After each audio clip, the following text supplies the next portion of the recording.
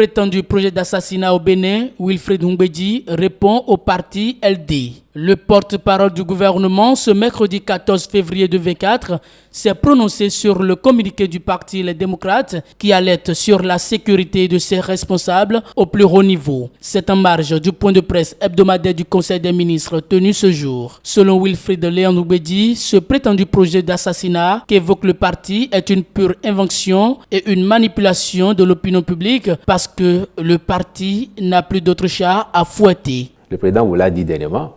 Lui, il rêve d'un pays où on peut sortir à 0h, à 1h du matin, à 5h du matin, aller et venir et être en toute sécurité, en toute quiétude, vaquer à ses occupations. C'est ce que nous faisons.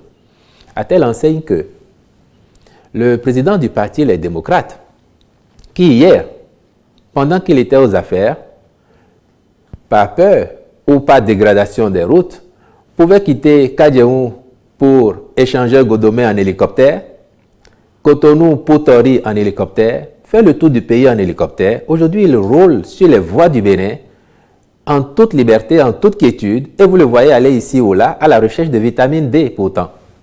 Et rien ne lui arrive. Et subitement, il découvre qu'il y aurait un plan pour l'assassiner ou pour assassiner les responsables de ce parti. Je suis convaincu que si mon ami Guizot, qui est le signataire de ce communiqué, avait pris le temps de se souvenir des pratiques populistes que l'on a connues sous l'ancien président, il aurait hésité à poser sa signature sur ce communiqué.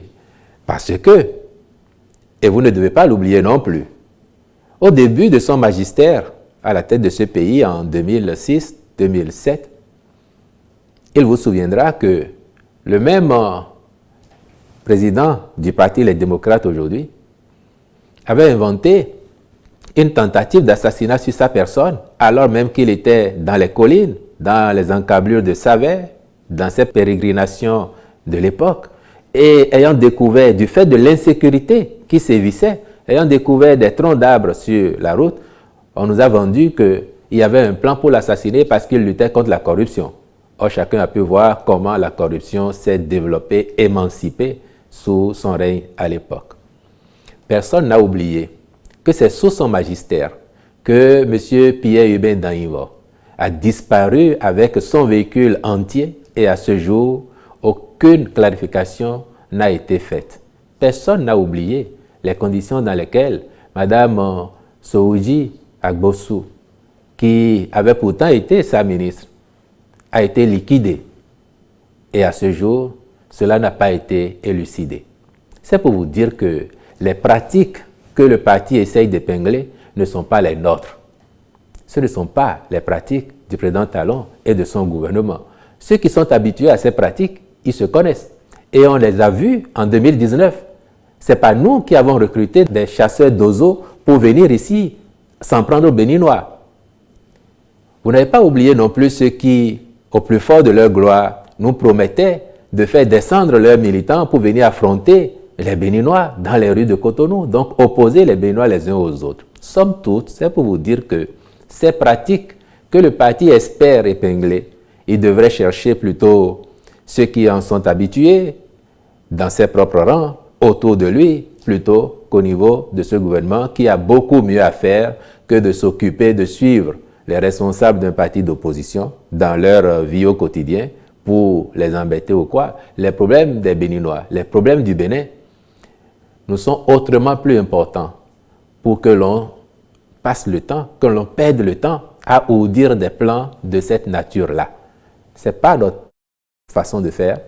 Et nous, ce qui nous préoccupe, c'est comment nous améliorons les conditions de vie des Béninoises et des Béninois. Même si l'action que nous menons, la rigueur qui va avec, fait que parfois il y a des incompréhensions, parce que c'est difficile pour tout le monde. Mais alors je pense qu'il faut arrêter la comédie à ce niveau, la théâtralisation, et c'est toutes choses dans lesquelles vous ne voyez pas le président Talon et vous ne voyez pas son gouvernement. Traditionnellement considéré comme un jour de pénitence pour les chrétiens, le mercredi des cendres marque leur entrée dans le temps liturgique du carême qui correspond à un temps de préparation d'une durée de 40 jours jusqu'à Pâques. Son nom prend tout son sens. Durant la célébration de la messe, il s'agit d'un rite institutionnalisé au VIe siècle qui correspond à un jour de purification du corps et de l'esprit. Les cendres sont un signe de purification, de pénitence. Et là, nous entrons ainsi en temps de pénitence, de prière, de partage et d'aumône. Le jeûne, le temps de jeûne. Le jeûne doit être pratiqué. Si les catholiques, normalement, le jeûne est pratiqué le mercredi des cendres et le vendredi saint. Et la loi du jeûne oblige tous les fidèles depuis l'âge de 18 ans accompli jusqu'au début de la soixantaine. C'est ce que nous dit le droit canon, le canon 1252. Et la loi du jeûne oblige à ne faire qu'un repas par jour, sans interdire un peu de nourriture le matin, le soir, une petite collation, quoi. Mais à côté du jeûne, ceux qui ne peuvent pas maintenant jeûner, par exemple, les malades et ceux qui travaillent, les maçons, par exemple, ceux qui font de durs travaux, qui ne peuvent pas jeûner, ils doivent alors pratiquer la loi de l'abstinence. L'abstinence est pratiquée le mercredi décembre, bien sûr, et tous les vendredis de l'année. Normalement, ce n'est pas seulement vendredi saint, mais tous les vendredis de l'année, tous les fidèles doivent pratiquer l'abstinence. Et la loi de l'abstinence oblige tous les fidèles à partir de 14 ans jusqu'à la fin de leur vie. Et la loi de l'abstinence demande de nous abstenir soit de l'alcool, des spectacles, de toutes choses qui donnent du plaisir à la chair, hein, et faire pénitence, se mortifier un peu. Et donc, les malades qui ne peuvent pas faire le jeûne peuvent pratiquer l'abstinence, et les enfants aussi peuvent pratiquer l'abstinence. Et la loi de l'abstinence et la loi du jeûne deviennent obligatoires. Par exemple, le jeûne, quand vous avez déjà 18 ans que vous ne faites pas le jeûne, ça devient déjà un péché. Quand vous avez 14 ans et que vous ne pratiquez pas l'abstinence, c'est un péché, vous devez vous confesser. Donc le temps de carême, le temps de conversion, est un temps où les fidèles se réconcilient avec leur Dieu et ils ressuscitent à Pâques pour un nouveau départ. Donc on fait pratiquement le bilan et on essaie de faire effort pour respecter les commandements et surtout partager avec le voisinage. Ce n'est pas parce que on n'a pas eu le temps, l'occasion d'aller recevoir les cendres le mercredi des cendres qu'on ne va pas faire le carême. Si la raison est valable, l'essentiel, c'est les actes que nous allons poser pendant le temps du carême. La cendre, ce n'est qu'un signe qui nous rappelle la pénitence que nous devons faire, la purification, les actes que nous devons poser pendant le temps de carême. Donc, l'essentiel, c'est notre conversion, notre cœur, l'effort que nous allons. La cendre nous rappelle, nous lance. Il faut un rituel pour nous lancer. Et donc, c'est très important, la vie que nous allons mener pendant ce temps de carême. Peut-être en imposant les cendres, en faisant le signe de la croix sur le front, des fidèles dire « Convertissez-vous et croyez à l'évangile ». Voilà, c'est la phrase qui dit, que parfois ils disent, souviens-toi quand tu es cendre et tu es poussière, tu retourneras en poussière. Donc, c'est les deux formules qu'on utilise pendant le rituel des cendres. Et ça nous relance et ça nous rappelle ce que nous sommes. Parce que facilement on oublie ce que nous sommes, d'où nous venons et où nous allons.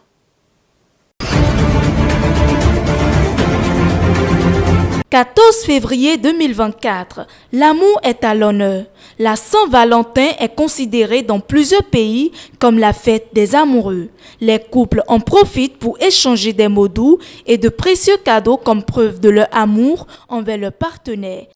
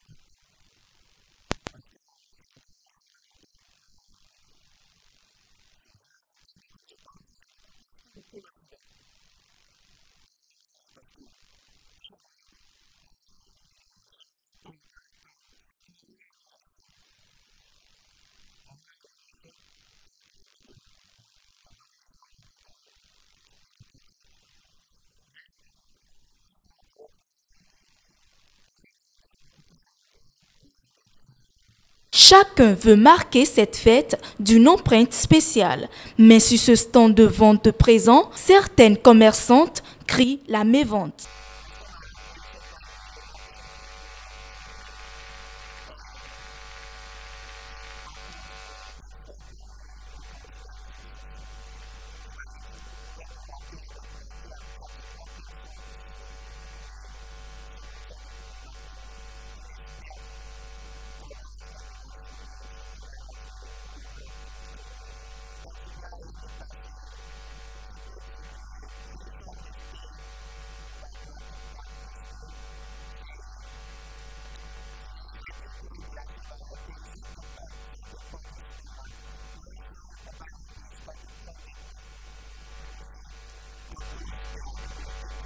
Pour certains, l'amour se célèbre tous les jours. Le 14 février ne devrait pas être le seul jour pour célébrer l'amour.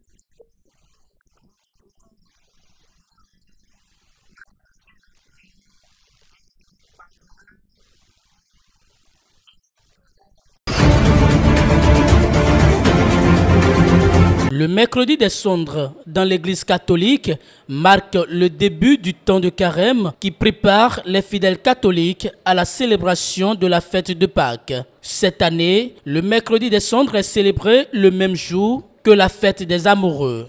Pour le père Hubert Kedowide, directeur diocésain de la communication et curé de la paroisse Bon Pasteur de Cotonou, c'est une très heureuse coïncidence que le temps de carême commence avec une fête devenue moderne où tout le monde parle des amoureux, alors qu'il n'y a pas de plus grand amour que de donner sa vie pour ceux qu'on aime. C'est très très beau. Il n'y a rien de plus beau que le mercredi des cendres qui tombe sur le 14 février, qui est une... Saint-Valentin, c'est une fête moderne à la remorque de l'économie et des désordres passionnels. Alors, c'est un appel à tous les chrétiens d'être éveillés à l'amour. Puisque le temps de carême, c'est le temps qui nous introduit dans l'amour. L'amour de Dieu qui nous a donné son Fils unique, qui est mort pour nous. Il n'y a pas de plus grand amour que de donner sa vie à ceux qu'on aime. Et le Christ est allé jusqu'au bout de l'amour, nous montrant comment l'amour peut agir jusqu'à la fin. Et donc c'est un livre ouvert à tous les amoureux. Regardez le Christ pour aimer. Si vous regardez le Christ, votre amour sera parfait. Sinon, votre amour peut être comme c'est les amours sous l'anonymat des trottoirs.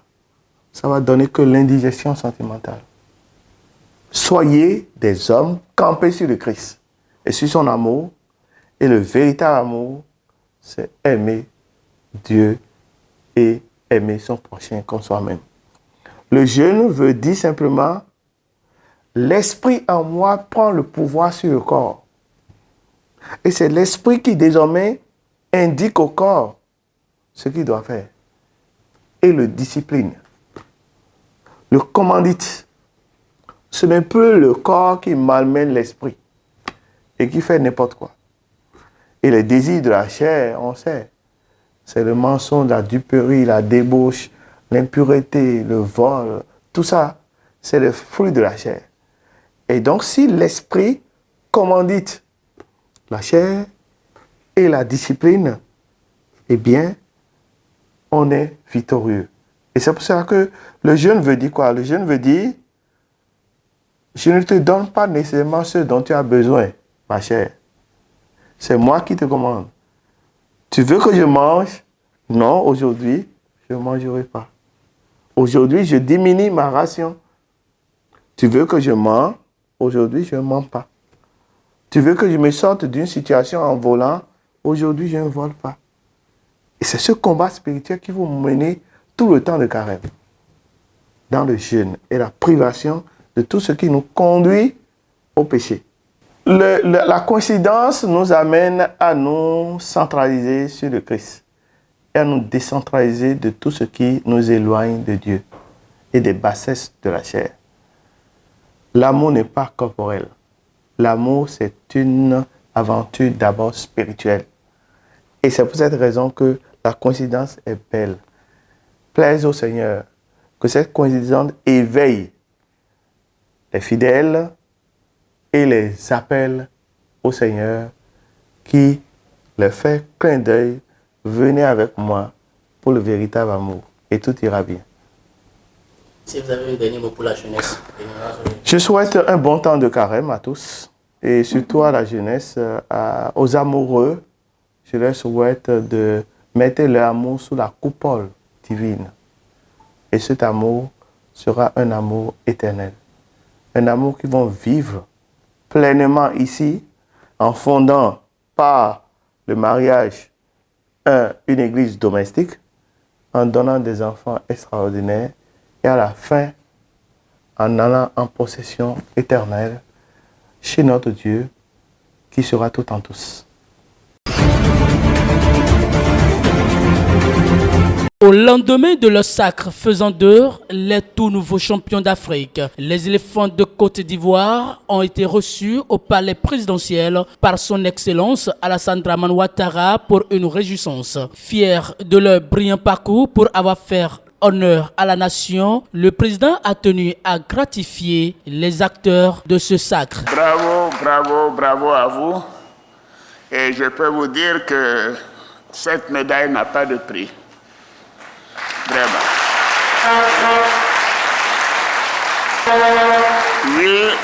Oui, la Côte d'Ivoire est championne d'Afrique. Et cela grâce à vous, mes chers fils. Bravo. Bravo à chacun de vous. Bravo. Quelle joie. Quelle joie de vous retrouver ce matin pour célébrer notre 3e titre de champion d'Afrique des nations de football. Oui, je me souviens à Berlin, je crois que c'était au mois de novembre, monsieur le directeur de cabinet, j'étais avec mon jeune frère et ami Macky Sall. Et il m'a dit, comment tu vois la finale? Je dis, ce sera le Sénégal contre la Côte d'Ivoire. Il m'a dit, ah bon grand frère, je dis, ah oui, vous aurez votre 2e médaille peut-être, mais nous sommes sûrs d'avoir notre 3e médaille. Je lui ai dit, tu sais, Macky, la CAN, c'est chez nous, et la coupe restera chez nous. Après ces mots de remerciement et de félicitations, c'est au tour du Premier ministre d'annoncer les divers cadeaux du gouvernement aux bénéficiaires. Le chef de l'État, premier capitaine des éléphants, très heureux des résultats brillants auxquels vous nous avez conviés, me charge de vous faire les annonces suivantes. Pour la FIF, une enveloppe de 300 millions de francs CFA. Pour le staff technique, une enveloppe 400 millions de francs CFA. Pour l'entraîneur, une enveloppe de 100 millions de francs CFA. On arrive aux joueurs. À chaque joueur, une villa de 50 millions de francs. À chaque joueur, une enveloppe de 50 millions de francs CFA. C'est dans un discours rempli d'émotions que le capitaine des éléphants, au nom de toute l'équipe, a tenu à remercier le président de la République. Un proverbe japonais dit que on apprend peu par la victoire, mais beaucoup par la défaite. Et nous avons énormément appris au soir du 29 janvier, où nous perdions contre la Guinée équatoriale. La chose la plus forte, la plus difficile que nous ayons apprise, c'est que nous étions seuls face à notre destin. Nous étions pris entre le choc de la défaite et celui de la colère de nos supporters. En dehors de nos familles, tout le monde nous avait tourné le dos. Plus personne ne cherchait à nous rencontrer, à nous appeler ou même à prendre de nos nouvelles. Monsieur Idriss Diallo nous demandait de garder la foi, de s'accrocher à la petite lueur d'espoir, de qualification qui existait. Ce que nous avons ressenti, ce n'est pas les mots du président de la République ou du chef de l'État. C'était les mots d'un père aimant qui donne de la confiance parce qu'il fait confiance. Et je voudrais, au nom de mes camarades, vous dire merci. Merci pour ce que vous avez dit et pour le moment que vous avez choisi pour le dire. Finalistes malheureux, les Super Eagles du Nigeria ont eux aussi été honorés par le président Bola Tinubu. De quoi à les encourager pour l'édition à venir.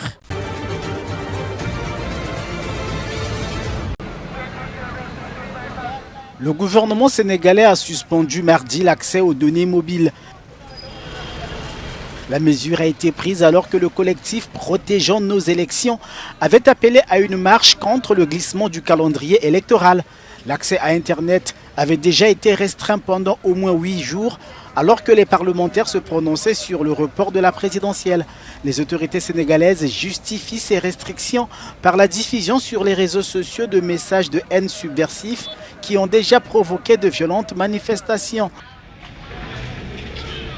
La semaine dernière, au moins 3 manifestants ont été tués. L'ONU a fait part de sa préoccupation suite aux informations faisant état d'un recours inutile et disproportionné à la force contre les manifestants, tout en appelant les autorités sénégalaises au respect du droit des populations de manifester pacifiquement. Le climat politique reste délétère au Sénégal. Alors que sa marche a été interdite mardi, l'opposition annonce qu'elle descendra dans la rue samedi.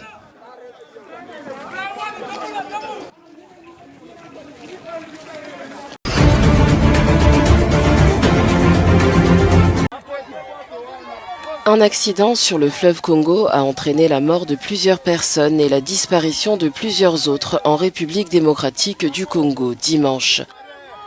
Selon les informations fournies par un responsable local lundi, les 2 embarcations chargées de passagers et de marchandises se sont violemment percutées dimanche à l'est de la capitale, Kinshasa. Alors que les secours s'organisaient, les riverains impuissants ont été témoins du drame. À ce stade, le nombre de personnes ayant survécu reste indéterminé. Sur le fleuve le plus profond de la planète, les accidents sont fréquents. Pas plus tard qu'en janvier, une tragédie similaire avait frappé l'est du Congo, où la plupart des 50 passagers à bord d'un bateau en bois ont péri lorsque celui-ci a chaviré sur un lac de la région.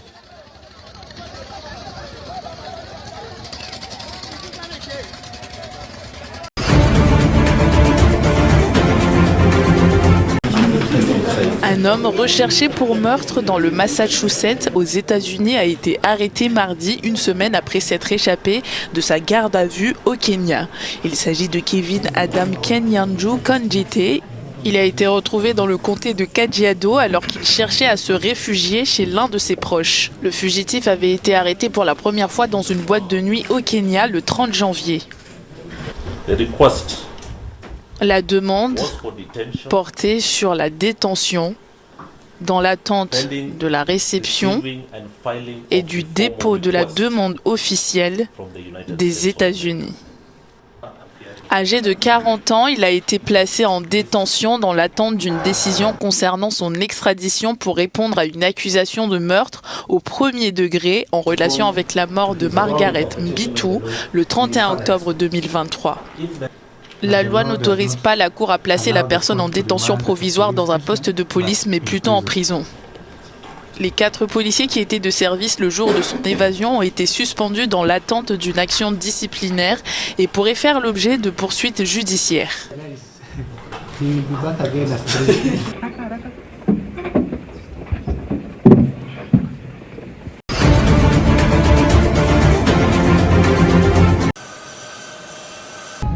Les Émirats arabes unis ont organisé dimanche dernier une cérémonie d'hommage pour 3 soldats émiratis tués la semaine dernière dans la capitale somalienne par Al-Shabaab, un groupe extrémiste islamiste somalien lié à Al-Qaïda.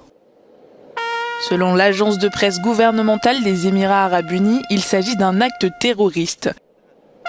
Dans un communiqué de presse, le groupe Al-Shabaab a revendiqué l'attaque qui a tué les 3 soldats et un officier militaire bahreïni qui était en mission de formation à la base militaire générale Gordon à Mogadiscio.